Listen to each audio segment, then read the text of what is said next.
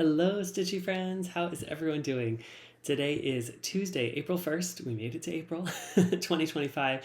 This is Flosstube number 41. My name is Andrew. This is my dog Winston. Smile over the camera. And yeah, you've stumbled upon the Runner Stitcher. This is my channel where I talk primarily about my cross stitch journey, a little bit about running, and sometimes a few other crafts that I've got going on. Today I'll have mostly just cross stitch. That seems to be what I'm into right now. Yeah, as far as running goes, I'm still here in Florida, and so it is getting hotter. This week, the temperatures are in the high 80s for the week, and that has made the mornings pretty humid and hot. So I'm getting kind of used to the humidity now as I run outside, but definitely warmer than it was like a week or two ago. This week, it almost feels like summer here in Florida as opposed to spring. But I know that the weekend and next week, it's supposed to cool back down a little bit into the 70s. And so that will be just pleasant running weather again. But I had an 8-mile run this past weekend, and that went well. It was nice to get back out there and kind of build up my distance a little bit. It's been a while since I've ran that distance. So that was nice. And yeah, just having a good time with my parents still. And it's been a very busy weekend. We had my niece and my nephew here for a little sleepover at their grandparents' house, and it was a lot of fun, but it was super, super busy. So I was not able to attend Lindy Stitch's Nash Dash Startathon, I think it was called. But I hope if you went, I hope you had a great time. I know there were a lot of other Flosstubers there, and everyone was enjoying the time there. So I was bummed to miss out on it, but hopefully I'll be able to catch the next virtual event. I know she's got a lot lined up throughout the year, and yeah, I will try to catch the next one. But it was just a very busy family weekend here, which was all good, and it ended with us going to Texas Roadhouse and having some delicious food there. I love Texas Roadhouse, especially their bread and the cinnamon butter that they have. It's just delicious. So we had a really good time. Just made for a little bit of a busier weekend, but I wanted to start off today by just sharing two Flosstubers that I've been watching lately. Both of them have been really fun to see their projects and kind of watch as they begin their Flosstube journey. The first one is Sheldon from Sheldon and Stitches.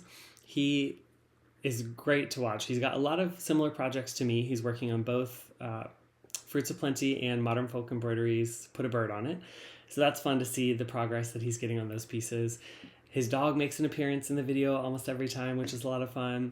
He's got a super cute logo intro to his videos, which is great, and a very calming presence to him as well. And it's been a lot of fun to watch him and yeah, see the projects he's working on. And he's been doing a March Madness, which I think might be over now. I'm not sure if that's continuing on or not, but that was a lot of fun to watch as well. So Sheldon, thank you so much for sharing your art.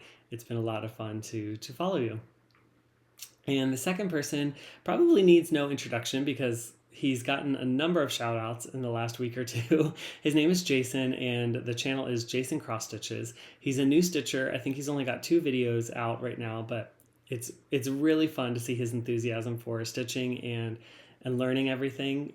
This hobby is so great because there's so much to learn, as we all know, and he's in the thick of it. He's just jumping right in. So he's got some beautiful projects. He's really great with color, and I think his big piece that he's working on is Saga, which, you know, I'm a fan of since I'm doing it. But he is stitching his 1/1 on 32 count, so it's going to be very tiny, and that is impressive. So definitely go check out Jason as well. I will link both of their channels down below for you to go check them out. But Jason, thank you so much for sharing your art and joining the Flosstube community as well. All right, I think that's all the sort of intro announcement things I have right now. So unfortunately, I got no stitching in since the last time I saw you. Not a single stitch. Like I said, it was really, really busy with family being here, and so I just had no time. So unfortunately, I guess that's all I've got for you today. So keep running if you're a runner, always keep stitching, and be kind to whoever you meet on your journey. Bye for now, until the next stitch.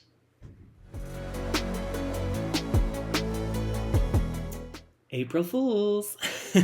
Did you really think I got 0 stitches in? I mean, it is possible. There could be a week coming up where I don't have any stitches in, but I thought it'd be fun on this April 1st day to play a little trick on you. Although I'm sure you saw in the timestamp that this video was longer than expected. So I'm back and let's talk stitching. So since the last time I saw you last week, I was able to do 3,603 stitches. So a slightly lower number, but I'm happy with that with everything we had going on. So let's talk about my WIPs, my works in progress. I've got 4 of them to show you today, and then I've got a new start as well. That was my focus piece. So let's jump into temperature stitching. The first piece that I have for you is Festive Frosted Pumpkin Cottage. I'll put a picture in here of what that will look like when it is finished. And the goal for this week was to add 200 stitches for temperature stitching. I'll put a video in here of where I was when I started. Okay, here's my starting point this week for Festive Frosted Pumpkin Cottage. It's only called for 2 days, so I think I'll be working on the black of this section of the house right in here. I don't think I'll go back to the tree at all, but I will continue working on the house. You'll see it now. And since then, I was able to add in 206 stitches, which puts me at 51.72%. So I've now hit the 50% mark on this piece, which is amazing. So that is exciting. Here is where I am now. And I am trying to remember where I stitched this time. I think I sort of brought in some of this black stitching over here, and maybe I filled in this corner of the house wreath here for 200 stitches. I think I did add in this white as well. This is sort of like the bottom of the white section of the snow and icicles, like over here. But yeah, this is super, super cute. I am stitching this on an 18 count Witch's Brew by Oblong Meow, and this fabric is just wonderful. It's really, really working how I was hoping it would, and I think it's looking great. It's kind of wild, but I think it's going to work for a sort of Christmas Halloween piece. So yeah, you can see a little bit closer now that that peak of the house is done, and I will keep working on this. So I'm really happy to have this at 50%. That puts me at a really good place for if I want to pick this back up in the fall, or even later on in the summer for spooky summer stitching, something like that. But yeah, really happy with that progress and where I am now. So this does not have very many calls left on temperature stitching. So pretty soon this will get swapped out for a new piece and you'll start seeing something else for a while. But stay tuned for that in plans. Again, that's by the Witchy Stitcher, and just that's been really lovely.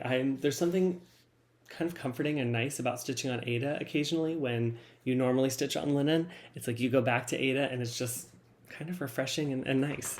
So it's nice to have a variety of projects and fabrics that you're working on. Winston has decided to leave us. Okay, the next WIP I've got for you is Put a Bird on It. This is a piece by Modern Folk Embroidery, and I'll try to pull it up here of what it's going to look like if I can find it.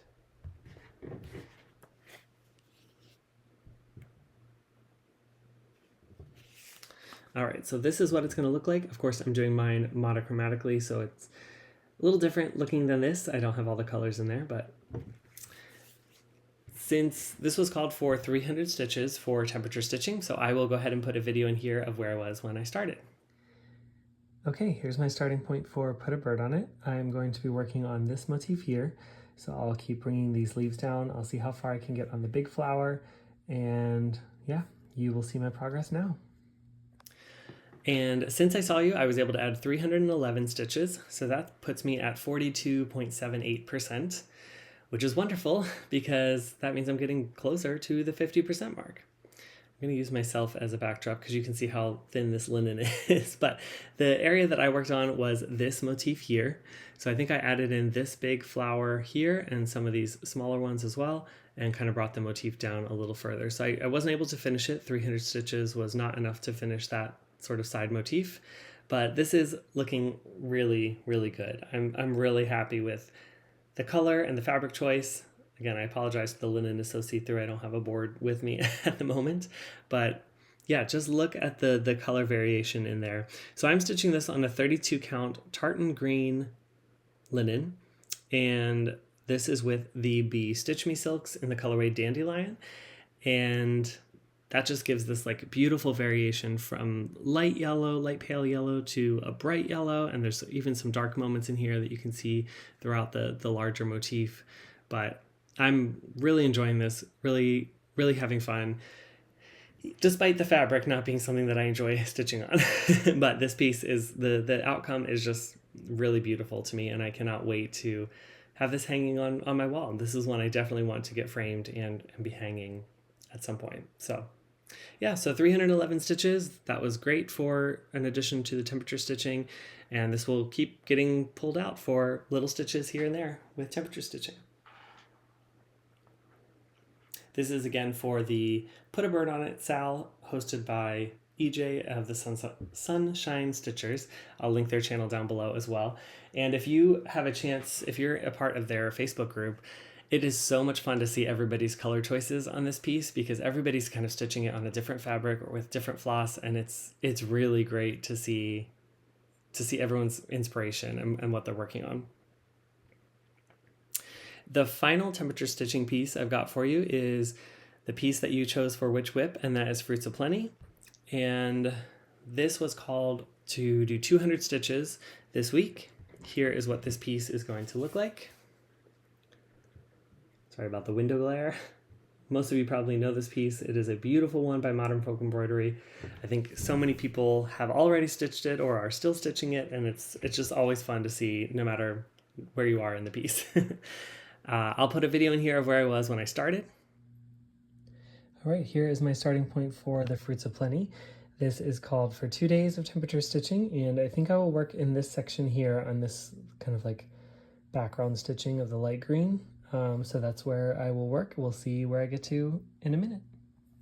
And here is where I got to. So I think I mostly worked on this section here and added in, just filling in some of this light green in here. So I can't really specifically show you exactly where it was, but hopefully from the video you just saw to now you can see the updates. But I put in 235 stitches this week, and that puts me at 34.2% of this project, which is really cool. It's looking really beautiful. Jacob's pieces are just amazing. They're so much fun to stitch, and yeah, so that is the section I worked on. And this will, again, keep coming out for temperature stitching until we reach the goal of 1,000 stitches, and then we'll pull a new Witch Whip piece. Oh, I just love this one. It's so good. If you have any questions about the colors, let me know. I think it's DMC 890 and DMC 320 for those two colors. All right, that is temperature stitching for the week. And now I've got for you Saga, and Saga is by Long Dog Samplers. This was my Leap Day piece that I started on Leap Day 2024, hoping to finish it in 4 years by the next Leap Day. Here is a picture of what this is going to look like, sort of.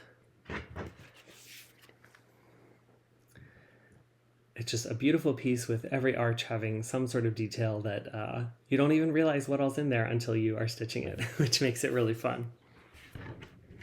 I'll put a video in here of where I was when I started this week. All right, here is my starting point for Saga for this week. And I'm going to continue working in this section here on this little triangle motif. This is sort of in between the arches, and then the arch will come down here. So I'm going to try to finish this and then maybe pull down the arch a little bit further. So you'll see the progress now. And I was able to add 577 stitches, and this puts me at an even 32% for the piece, which is really exciting. So what did I work on this time? So I worked over here and bringing sort of this motif here down a little bit. I got a little bit into the center of the arch here. This is a tree that's going to be coming. That matches the tree on this side as well. So that is a tree, and that is a tree. And that will go with what's in the story of inside that arch. But I worked mainly on this sort of beautiful flower motif here in the center. And despite being a little challenging to stitch, it was a little more counting and things. It was still really fun. I had a great time stitching it, and nice to have that sort of piece completed.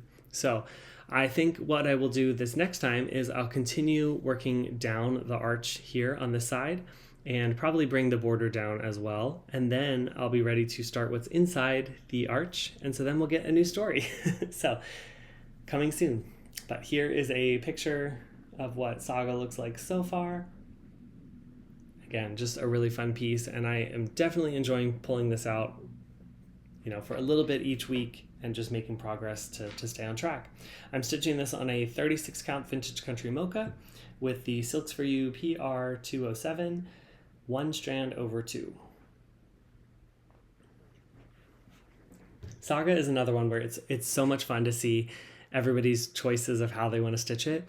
I feel like mine is pretty basic, just, Vintage Country Mocha and a blue silk, but people are doing some amazing things. I know Wendy, A Stitch in the Matrix, she's stitching on Saga and she's adding beautiful colors throughout the center motifs in the arches, which that's looking really great. Like I said, Jason before, he's working on Saga and doing it super small, which is awesome. But yeah, everybody's kind of got different vibes for it, and it's really great to see.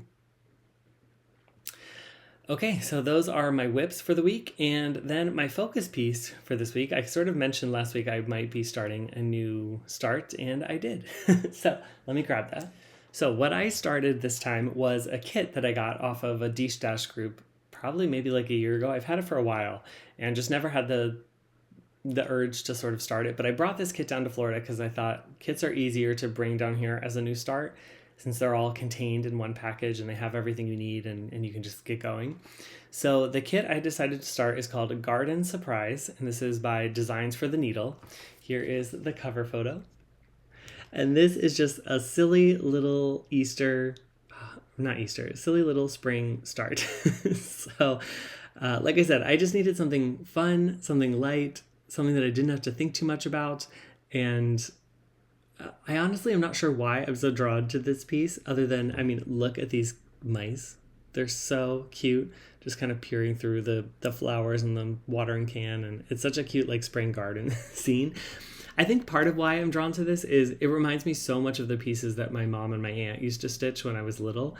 This seems like definitely something they would have had in their stash and wanted to stitch at some point. It's also, I think the kit is maybe from 1994. Don't quote me on that, but I think it's somewhere around there.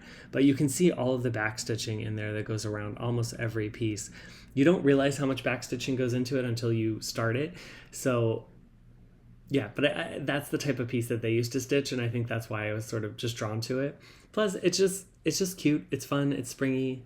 So I'm using all of the kit materials except for the Ada. So it came with a 14 count white Ada, and I just wanted to swap that out for something different. So I ended up using a Charles Craft 18 count Ada.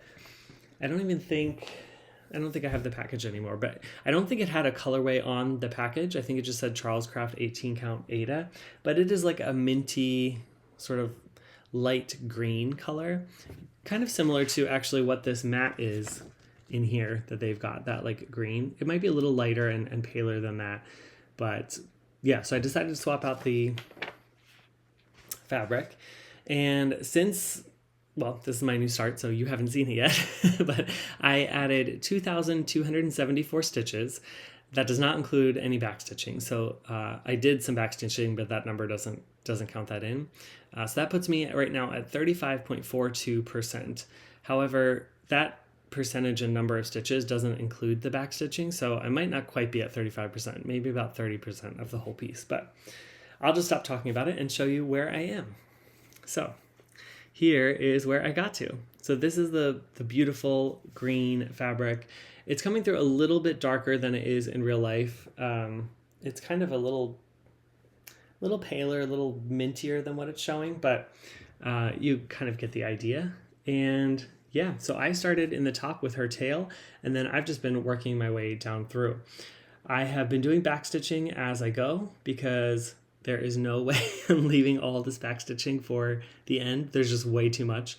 So when I finish a section and kind of do the stitching around it, then I add in all the backstitching. So here I completed the whole tail down to here, and then I went back through and backstitched the tail and the bow that's here. And then I would work up here on her ears. And when I got that section done, then I would backstitch her ears. look at the little bow in her hair. I mean, without the back stitching, I wish I would have taken a picture without the back stitching, because without the back stitching, this right here did not really look like a bow. And then you add it in there and suddenly it's clearly a bow. There were some fractional stitches in her eyes, so I did have to sort of pierce the Ada at some places, but I think her face looks really, really good. Now, the only thing she's missing in her face is there are some long stitch whiskers that go in. Because I'm stitching this in hand, I didn't really want to do the long stitches yet, because I'll be holding it and sort of messing with it. So I think I'm going to save them till the very end. So she doesn't quite look like a mouse yet. I mean, she does, but her whiskers are not there yet. But look how cute her mouth is and her cute little cheeks. And my favorite part, look at her little feet sticking over the edge of the watering can there. The back stitching really brought that together because it looks like individual toes, I guess. But super, super cute. And yeah, she was a lot of fun to stitch and backstitch as well. And then I got pretty far on the watering can. I was happy with my progress. I did all the backstitching for this top part of the watering can, and I also did the outline on this side. And then I'll continue backstitching more, obviously, as I stitch further down. But this was just so fun, and really fun to be stitching on it in the spring season, especially with my mom here, since it reminds me of a piece that she would stitch. And I know she's been enjoying seeing the progress on it. Each night when I'm done for the day, I'll show her where I'm at in my progress, and she's like, "Oh, you've done such a good job. You're going to finish it while you're here." And I keep saying, "Oh, maybe if I didn't have any other projects, I would finish it." But yeah, it's just been fun and just kind of a silly little spring piece.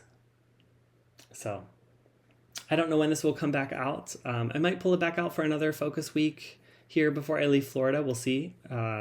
We'll see what that brings. But yeah, have a really good start on this, and this will be fun to pick back up at some point and stitch further. So that is Garden Surprise, again by Designs for the Needle. It's kit number 5310. And since this was an older kit, the floss did not come pre-sorted, so that took about an entire afternoon to pre-sort or to sort the floss.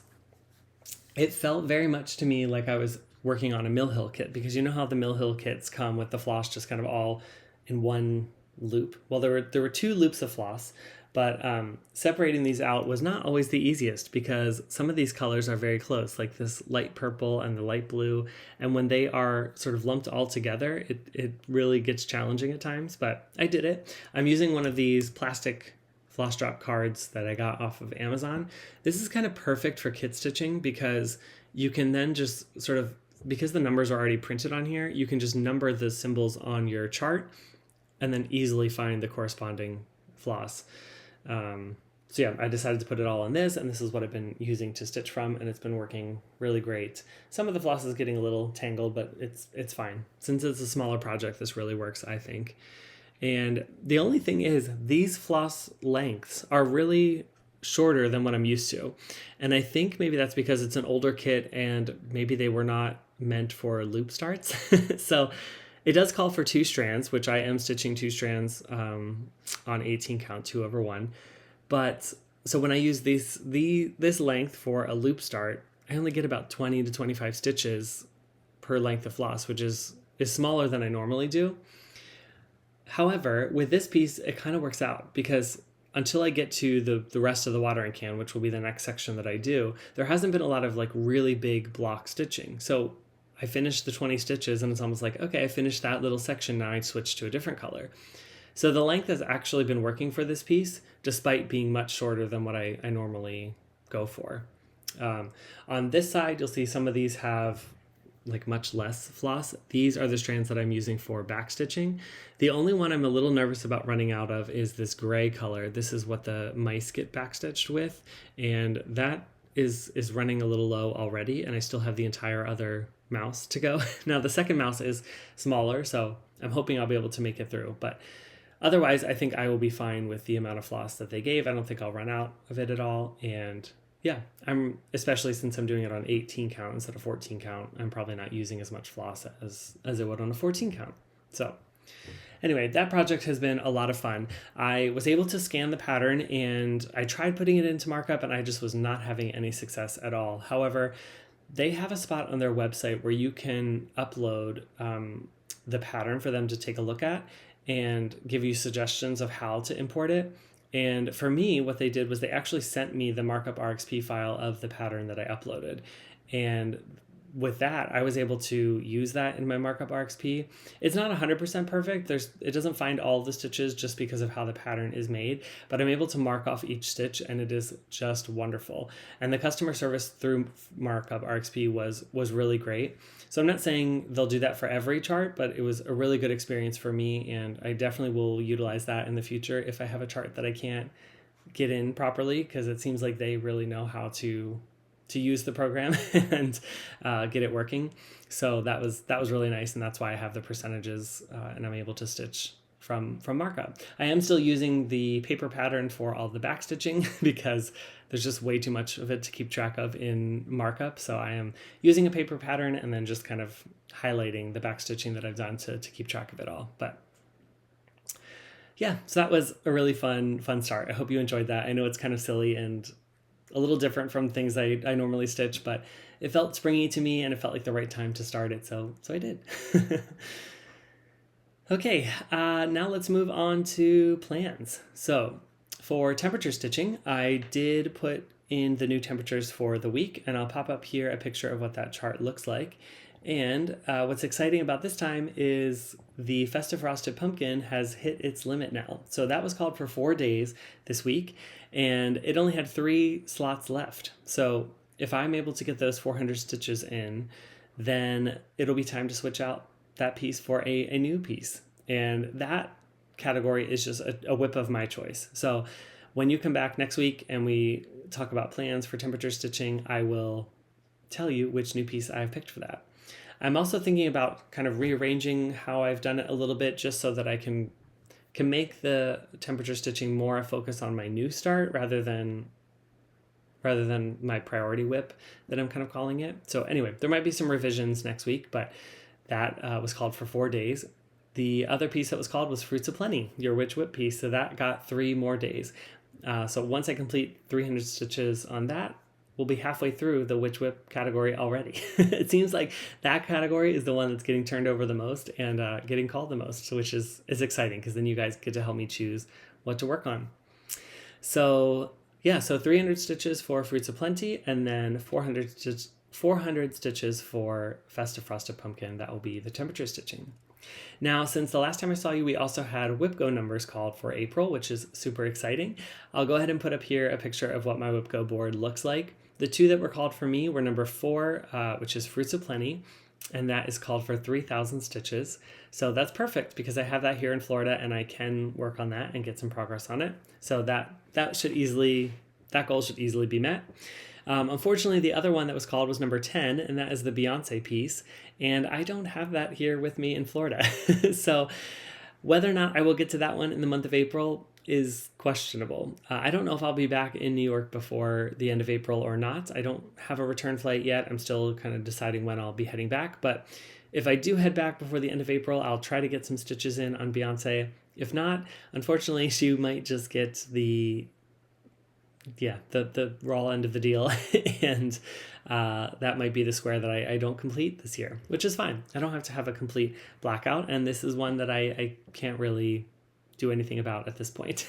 But because Beyonce was called, I do want to go ahead and spin the wheel to know how many stitches I was supposed to get on Beyonce. So I'm going to pull that up now.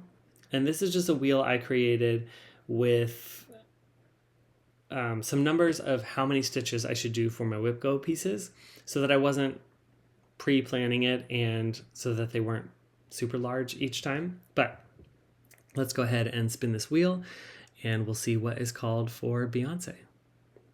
Okay, she got a big one, 2,300 stitches. I don't think that's going to happen. I was thinking maybe if she got like 400 or 500 stitches, I could squeeze it in somehow, but 2,300 on that piece is a lot because it's full coverage. It's on black Lugana, and yeah, it's tough stitching, but 2,300 is what the goal is. So yeah, we'll see where that one goes. But that might be a square that just does not get completed this year, and that's okay. But maybe once I'm back, I can pull her out for a focus piece some week and at least get some progress on her. So those were the two Whip Go goals. Now, since Fruits of Plenty was one of the goals, I do want to complete that while I'm here. And so I've decided that I'm going to make Fruits of Plenty my focus piece again for this week. I don't know if I'll get all the 3,000 stitches in or not, but we'll give it a go and see how far we get. And yeah, so next time you see me, you might see 3,300 stitches total in Fruits of Plenty, but we'll just take it one day at a time and see. But I think that's all I've got for you. So keep running if you're a runner, always keep stitching, and be kind to whoever you meet on your journey. Bye for now, until the next stitch.